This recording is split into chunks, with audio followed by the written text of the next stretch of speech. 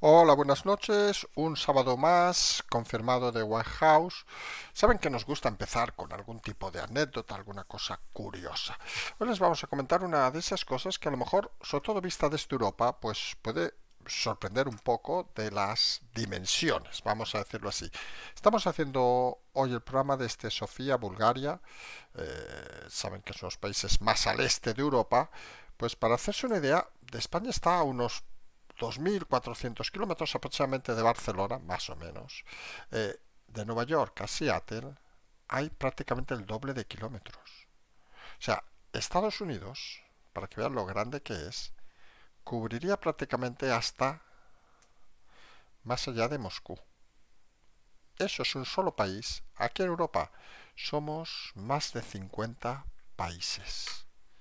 Son esos detalles importantes que muestran la dimensión de uno y otro para intentar entender las cosas de una manera más sencilla. Como todas las semanas nos vamos a centrar en dos contenedores, vamos a decirlo así. Por un lado, la política nacional de la administración Trump, donde vamos a hablar de esas reducciones que sigue haciendo la administración Trump. Hablaremos de una de las cosas más curiosas que están surgiendo en las últimas horas, que realmente el DOGE, ¿sabe? La Oficina de Eficiencia, pues al final pues no está muy claro quién está al mando, porque técnicamente se ha intentado evitar que aparezca el nombre de Elon Musk, que no formalmente no forma parte, aunque de forma indirecta parece que es quien dirige todo el cotarro. Además, Musk ha pedido que los empleados expliquen su trabajo o serán despedidos si no lo hacen. Los funcionarios públicos hablamos. Tendremos también todas esas batallas judiciales y acabaremos hablando de ese Trump, que la Conferencia Política de Acción Conservadora ha citado, entre otros, a Milei, ha citado al presidente de Polonia, ha citado incluso a Santiago Abascal, el líder de Vox en España, y da la sensación cada vez más evidente de que o habla de ti, Trump, o algo está yendo mal. Y esa sensación mesiánica, vamos a decirlo así, creemos que no ayuda, digamos, en cierta manera, a explicar bien las cosas. Saldremos fuera de Estados Unidos para centrarnos fundamentalmente en esa Europa del caos, vamos a decirlo así, donde prácticamente día sí día no hay atentados. Tenemos el de hace unas horas en Alsacia, un apuñalamiento, el de Berlín, que afectó a un ciudadano español en el día de ayer, los que sucedieron días pasados, todo además en el caso de Alemania con unas elecciones de este fin de semana donde sin lugar a dudas la mano de Elon Musk pueden o no pueden ser decisivas. Alternativa por Alemania se convertiría, en caso de poder aspirar a una victoria, se convertiría en obviamente un aliado natural de la administración Trump, y eso puede llevar a muchos cambios en Europa. Son unas elecciones mucho más decisivas de lo que alguno puede pensar, cara incluso a la administración americana. Luego tenemos a Trump, que parece que la paciencia con Ucrania cada vez se le acaba más. Zelensky no sabe muy bien exactamente dónde ponerse. Incluso Trump dice que le podría dar todo a Putin. Estos juegos de todo nada en política internacional parece son a veces muy complicados de entender. Si os parece, empezamos ya este programa de sábado. Cada sábado intentamos explicar la realidad de Estados Unidos, tanto interior como exterior, desde una perspectiva un poco centrada en el análisis y centrada en todo lo que ha ido sucediendo durante la semana, intentando sintetizarlo de una manera clara en una sola emisión. Decíamos que uno de los objetivos fundamentales que tiene ahora la administración Trump obviamente es la reducción de personal. Aparte de lo que podríamos denominar purgas que se han producido en los altos cargos militares, una palabra que nos tira un poco a tiempos anteriores, vamos a decirlo así, donde el argumento fundamental de la administración Trump es que vienen por tema de género, por tema de todas esas leyes que él lucha, y donde se han producido cambios importantes en los altos cargos militares, y donde además se va a sumar en las próximas horas esa reducción entre un 5 y un 8% del personal civil del Pentágono. Hablamos de cientos, miles de personas que van a perder su empleo. Hay esa batalla que parece que se está organizando desde la administración Trump, que consiste en intentar de alguna manera someter a todo aquel que haya funcionado con la antigua administración Biden y que se considere que haya entrado por temas no profesionales, vamos a decirlo así, no por su capacidad, sino por temas de género, por temas de denominada igualdad, etcétera, etcétera, poner el contador a cero. Todo esto tiene una dificultad que se pueden imaginar, que al final es gente que, pues oiga, pues tiene su trabajo y de golpe se va a quedar sin su trabajo. Y esto socialmente es un elemento que a veces parece no se acaba de entender en algunos de los miembros del gobierno de la administración Trump. No decimos que no haya que reducir la administración, algo que por cierto debería suceder en una multitud de países del mundo. Y donde parece que las medidas de Trump, con la excusa de todas las políticas anteriores de género, etcétera, parece que encuentran el acomodo necesario. Lo que nos está diciendo todos estos mensajes es que sea la excusa que sea, las administraciones no pueden ser tan grandes que acaban disparando. Y esa es la gran clave, los impuestos de los ciudadanos para mantener estructuras que no son necesarias. Fíjense que estamos hablando al final de un tema prácticamente teórico, podríamos decir. Pónganle el nombre que quieran ponerle, pónganle el nombre de Trump, pónganle el nombre de políticas anteriores, pónganle el nombre de Elon Musk, etcétera, etcétera, etcétera. La cuestión básica y fundamental ¿es necesario que un Estado tenga que incrementar los ingresos en base a impuestos directos e indirectos de sus ciudadanos para mantener organizaciones mastodónticas que en muchos casos no ayudan a solucionar las cosas, más en un momento, donde la informatización, la digitalización, pues parecen el día a día de todos nosotros. Cuando todo o la mayoría de cosas se hace online, ¿qué sentido tiene mantener estructuras gigantinas para las estructuras de Estado, que además implican, con el envejecimiento de las mismas, pues un incremento constante de los impuestos y que aquellos que crean o deseen emprender, por decir el caso más claro, pues encuentren la dificultad añadida de tener de dar un servicio no solo a sus clientes, sino incluso al Estado en forma de impuestos. Ese es el concepto base que se está viendo en todos estos movimientos de Trump. La necesidad de reducir los gastos superfluos de la administración, como ya ha pasado con el tema del USAID, donde un Estado como el de Estados Unidos, como podría ser cualquier otro país del mundo, podría entender que los impuestos de sus ciudadanos no pueden servir para favorecer terceros países más allá de sus fronteras. Está bien la colaboración, creo que eso nadie lo va a negar, pero no parece tan claro que deba ser a coste de incrementar los pagos de los ciudadanos del propio país. Y toda esta organización además nos lleva a lo que se denomina la eficiencia, que es esa oficina denominada del DOGE, donde está, en principio, al mando el señor Elon Musk, pero donde curiosamente se ha desvelado que él formalmente no está al mando de nada. ¿Sí? En los papeles no firma el señor Elon Musk ningún documento, a pesar de que por su red y por otros momentos, incluso esa declaración dentro del propio despacho Oval de la Casa Blanca, diera a entender que él es el jefe máximo de esa agencia, vamos a decirlo de alguna manera. Pero técnicamente no está al mando en los papeles.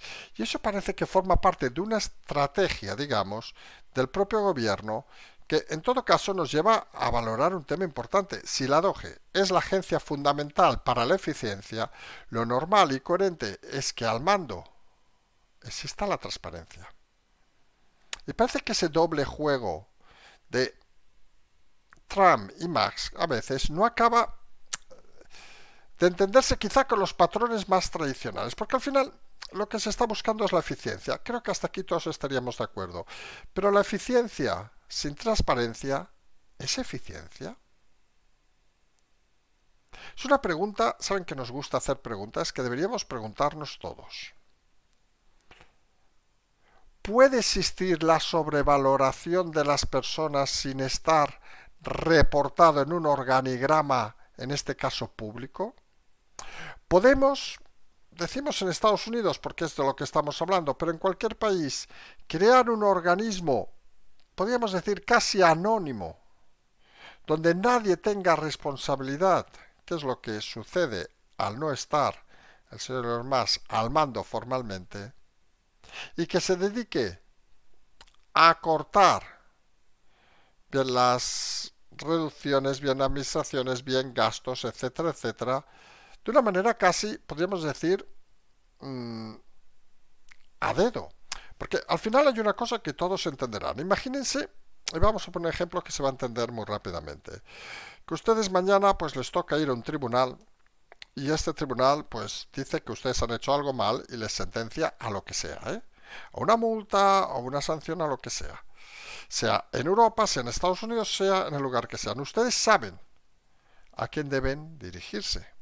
Y saben quién es el responsable de eso. Pueden impugnarlo, pueden hacer lo que consideren oportuno. Pero en el momento de que esta organización parece más bien una organización fantasma dentro de la administración americana del presidente Trump, pues se hace cuanto menos complicado intentar explicar su labor, si ésta se limita pues a los tweets del señor Elon Musk o a sus presencias en instalaciones del propio gobierno. Elon Musk, por ejemplo, ha comunicado que va a pedir a los empleados públicos que expliquen su trabajo o serán despedidos. Volvemos a lo mismo. Si Elon Musk no tiene asignado ningún cargo, oficialmente y sobre todo, lo más importante, formalmente, ¿quién es él para decir estas cosas? Eso podríamos incluso valorarlo como nepotismo. Porque si él formalmente no tiene ningún cargo, ¿por qué están todas las sopas? ¿Por qué están todos los temas? ¿Cuál es el poder que tiene? ¿O es un poder a la sombra? Porque al final toda la responsabilidad obviamente la asume el presidente Trump. Hasta aquí parece lo lógico, que para eso es el presidente, pero se entendería que si se forma esa organización, podríamos decir paralela, esa oficina de la eficiencia, sería necesario, creemos, que todo ese organigrama fuera público y lo más transparente posible. A veces nos podemos confundir que actuaciones como las del presidente Trump, que algunos podemos pensar que son necesarias, y lo hemos dicho desde el primer momento, la reducción de las administraciones públicas es algo necesario en cualquier país a día de hoy, porque el aumento de organizaciones públicas lo que implica es un aumento del gasto y de los impuestos, y lo que desea el ciudadano en cualquier país es obviamente tener los servicios básicos, mejores, peores, pero no tener servicios como por ejemplo hemos comentado de la Agencia de Cooperación Americana, pues de ir dando 50.000 millones a terceros sin ningún tipo de sentido. Todo esto, que además en el caso de la Agencia Americana, como saben, comentaron desde el entorno del presidente que se estaba planteando devolver a cada familia americana 5.000, un cheque, $5.000, para devolver el dinero que se había recuperado, que entendemos que son medidas centradas mucho en el titular, pero interesantes, pero volvemos a lo mismo. ¿De dónde salen las cosas? Porque es importante tener claro este punto. Y ahí es donde se enfrenta ahora la administración Trump. Se está enfrentando a todas estas batallas judiciales. Un día las gana, explicamos la semana pasada, otro día las pierde, otro día le paran algunas acciones, otro día las vuelve a ganar. Lo cual refuerza que el Estado en sí funciona, que la separación de poderes en Estados Unidos funciona, pero que genera una serie de luchas nuevamente por el mismo motivo fundamental. Si las cuestiones fueran explicadas con total transparencia dentro de un organigrama coherente, seguramente todas estas historias serían más sencillas de implementar. ¿Por qué el señor Elon Musk no está formalmente implicado en la administración del presidente? ¿Porque no es compatible con su otro trabajo? ¿Porque no lo desea? ¿Porque prefieren que asuma esa responsabilidad el propio presidente Trump? Fíjense que esas preguntas las podrían responder ellos de una forma clara y directa, y seguramente se ahorrarían muchas dudas de muchos ciudadanos que ven las medidas interesantes, pero que empiezan a ver que también hay que explicar las cosas que se hacen para evitar cualquier tipo de conflicto. Porque si no, da una sensación extraña de que todo lo que viene de alguien hay que creerlo, sin poner ningún análisis en las actuaciones. Y fíjense, ha sucedido, se ha acabado las últimas horas, la Conferencia Política de Acción Conservadora, donde el presidente Trump ha ido citando a diversos líderes. Ha citado a Milei, ha citado, gran amigo, ha dicho, ha citado al presidente de Polonia, que estaban allí, ha citado incluso al líder del partido Vox en España, el señor Abascal, diciendo que era el líder de la oposición, suponemos con el enfado, obviamente, de la oposición, que tiene más votos, pero volvemos un poco a insistir en el mismo mensaje de antes, que la palabra de Trump es divina, porque da la sensación de que si te cita Trump, si te cita Elon Musk, ya eres Dios. Y eso nos lleva a una reflexión que creemos que debe ser muy interesante. Y es, ¿hay políticos que nunca se equivocan? ¿O hay políticos que a veces toman decisiones arriesgadas y obviamente se pueden también equivocar?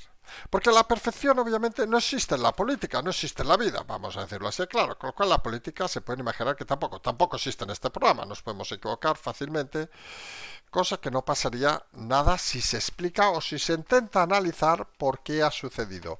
Pero fíjense que el tocado divino, vamos a decirlo, de esta conferencia política, oh, Milei, oh, presidente de Polonia, no os acordamos su nombre, perdón, oh, señor Abascal, etcétera, etcétera, etcétera, parece que transmite una ínfula ya de positividad cuando realmente son palabras, recordatorios, seguramente notas apuntadas en un discurso. Eso debe ser la política. La política deben ser titulares, deben ser momentos, deben ser solo reflexiones en voz alta. O la política deben ser hechos, transparencia, decisiones en cierta manera consensuadas, con el máximo de mayorías, ¿o no? El planteamiento y los cambios que está efectuando el presidente Trump pues nos están llevando a una posición política, vamos a decirlo, que cuanto menos mediáticamente parece que se está derivando más a decisiones estrictamente personales que a decisiones, incluso podríamos decir, de consenso. Lo tenemos en el caso interno de Estados Unidos y obviamente lo tenemos cuando salimos más allá de las fronteras americanas. Decíamos, por ejemplo, que este fin de semana llegan las elecciones en Alemania, donde la apuesta del señor Elon Musk es por alternativa por Alemania, el partido que sería más cercano, digamos, a ellos, que algunos tildan en Europa de ultraderecha, y donde la apuesta es muy clara desde la administración Trump. Obviamente, esa victoria implicaría un apoyo claro de uno y otro, y un reforzamiento, pensamos, de la estructura europea porque empezaría a emerger cierto tipo de liderazgo, que ahora mismo no existe. Pero claro, volvemos a lo mismo. ¿Por qué un gobierno debe apostar por un partido? ¿Por qué un gobierno debe apostar? Y al contrario, decimos que saben que en Europa eso se ha hecho mucho, no apostar por un gobierno. ¿Toda la política debe girar en torno a una persona o debe girar en torno a una administración? Estamos delante seguramente del presidente más personalista que ha tenido Estados Unidos, no diremos en toda su historia, porque ha habido algunos que déjalos ir, pero sí en los últimos tiempos. Y fíjense el detalle, no porque esté haciendo cosas que haya prometido dejar de prometer, que en eso hemos insistido, que es lo que había prometido. No porque haga cosas que seguramente sean muy directas, porque no olviden que la antigua administración también hizo movimientos claramente en una línea ideológica. Y aquí estamos en otra línea, obviamente ideológica, distinta. Pero hay un afán, en cierta manera, de personalizar todo en entorno de Trump que parece no debería ser lo más adecuado posible. Que el presidente tiene personalidad arrolladora parece obvio y notorio. Que el presidente puede decidir unilateralmente y con incluso criterios, pensamos muchas veces, de inteligencia, muchos temas, obvio y notorio. Pero a veces es importante crear un equipo donde las estructuras y los dotes de organización queden manifiestamente organizados. Y eso es la sensación que ahora mismo la política de la administración Trump es destruir todo aquello que consideran que no se hace bien, que hasta ahí podíamos leerlo afirmativamente, pero fíjense, todo lo que está construyendo, y hablamos principalmente del tema del Doge con Elon Musk, no tiene a día de hoy una estructura cabal suficientemente explicada para ser entendible por una mayoría de ciudadanos. Está claro que aquellos que no apuestan por Trump pues ya tienen un argumento para criticarlo, pero muchos que han apostado por Trump pueden empezar a ver algún tipo de fisura en la forma de actuar del presidente. Y cuando alguien llega a un cargo como presidente de Estados Unidos con una fuerza, con un respaldo tan importante, es necesario, obviamente, no sólo mantener a tus fieles votantes, sino intentar aumentar tu base de trabajo para reforzar tu autoridad.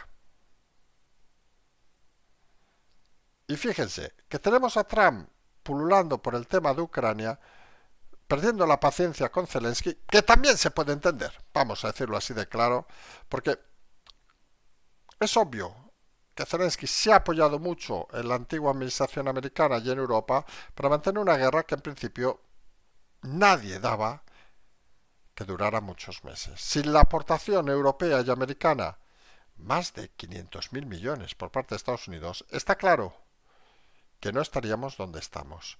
Y es obvio y notorio que como cualquier negocio, usted me ha pedido 500.000 millones, quiero que me los devuelva. Ah, eso es muy grave, no, porque me los prestó por el bien de qué, de la democracia en el mundo, por parar a Putin. Si resulta que nos podemos entender con Putin, el jugador de ajedrez, que al final es el que parece que se va toda la partida por delante. Trump reconoce que podía quedar un momento que Putin se quedara con todo. Y creo que no hace falta explicarlo militarmente, porque es bastante fácil de entender. Si Zelensky pierde, como ha perdido el apoyo total de Estados Unidos, y pierde el apoyo de Europa, imagínense las elecciones de Alemania, el gobierno de Ucrania dura 24 horas. Que nadie lo dude.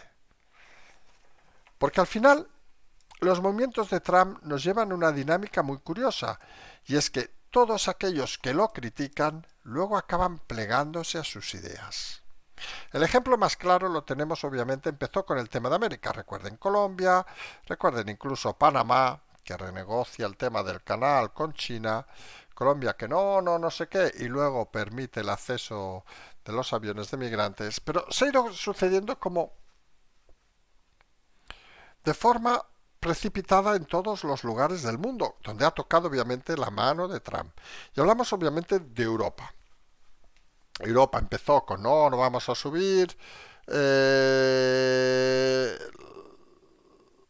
el tema de defensa, los gastos de defensa, vamos a estarnos a lo mejor al 2%, ha dicho el secretario Rete de la OTAN que hasta el 3% como mínimo, y ya está Europa haciendo números para intentar llegar al 3 o al 4%, cuando hace un mes decían que no iban a tocar eso.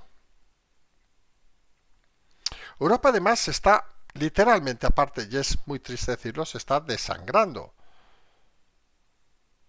Las inminentes elecciones alemanas, las próximas horas, pues han traído algo que habíamos comentado en nuestro programa original, que era el incremento de los ataques violentos en Europa. Ataques que se produjeron ayer en Berlín, hoy en Alsacia, en Francia, con muertos, acuchillados, ayer heridos, días anteriores más ataques, todos con un mismo origen, que curiosamente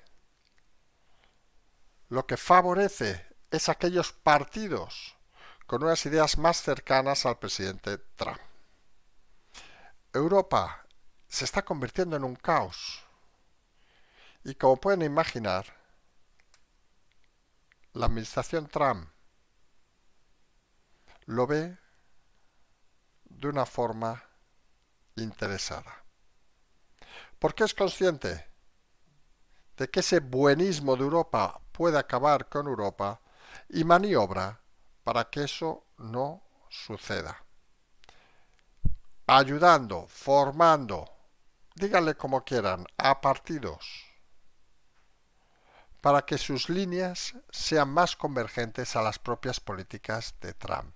Y esto al final a veces se puede interpretar que no es ideología. Esto simplemente es seguir el designio del presidente americano. Y ahí volvemos al principio del programa de hoy. Uno puede estar de acuerdo o no puede estar de acuerdo con las políticas del presidente de Estados Unidos. Uno puede estar de acuerdo o no puede estar de acuerdo con las decisiones del presidente de Estados Unidos. Uno puede estar de acuerdo o no con el tema de las devoluciones. Uno puede estar de acuerdo o no con el tema de Panamá. Uno puede estar de acuerdo o no con el tema de Groenlandia incluso. Uno puede estar de acuerdo o no con el tema de alianza alternativa por Alemania. Todo lo que quieran. Pero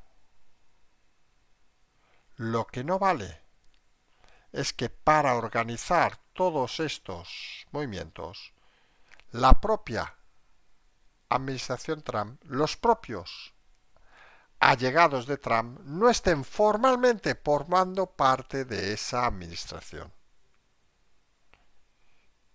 Y es necesario que para entenderlo, para dar fuerza a ese movimiento, pues como decimos, pues temas como el Doge, quede muy claro no solo la función, sino quienes forman parte del mismo.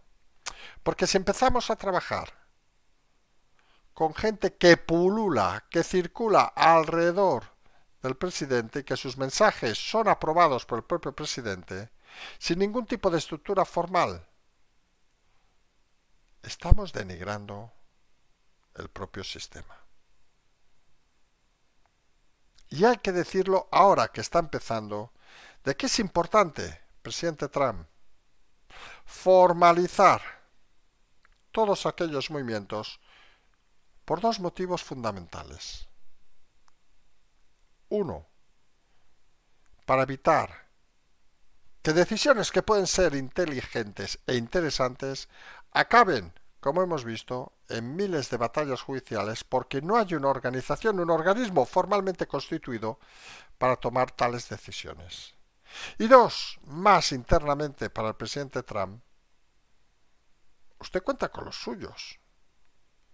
Pero los suyos, no lo olvide, quieren hechos, pero también muchos quieren que esos hechos se expliquen bien explicados. No todo el mundo traga con que le cite una vez, dos veces, si al final eso no se manifiesta en hechos claros. Y hay un ejemplo evidente con el señor Milei. Por mucho que cita el señor Trump al señor Milei, si le pone mañana aranceles del 50%, no va a valer para nada. Los hechos han de ir en consonancia con las decisiones y obviamente, con las manifestaciones. Y llevar una empresa, la puedes llevar en la cabeza. Llevar un país como Estados Unidos, lo has de llevar en una cosa que se llama orden. En eso creemos que debe mejorar el presidente Trump para no aumentar las críticas que puede empezar a recibir y para que muchas de las actuaciones lícitas, creemos algunos, interesantes y necesarias, no queden reducidas a peleas judiciales. Cada sábado intentamos explicar la actualidad de Estados Unidos. Es un programa en muchas ocasiones complicado, lo sabemos, y es un programa donde muchas veces se mezclan análisis, se mezclan informaciones y donde muchas veces nos quedamos con muchas cosas, digamos, en el tintero. Porque realmente, lo hemos explicado al principio, estamos hablando de un país donde suceden muchas cosas y donde limitar la información pues a veces es más complejo de lo que uno puede creerse. Nosotros nos vamos a emplazar al próximo sábado con el próximo confirmado de White House, donde vamos a seguir intentando desentrañar todos los movimientos de esta administración, tanto a nivel nacional como a nivel internacional. Simplemente nos emplazamos al próximo sábado en confirmado de White House. Como siempre decimos, seguimos.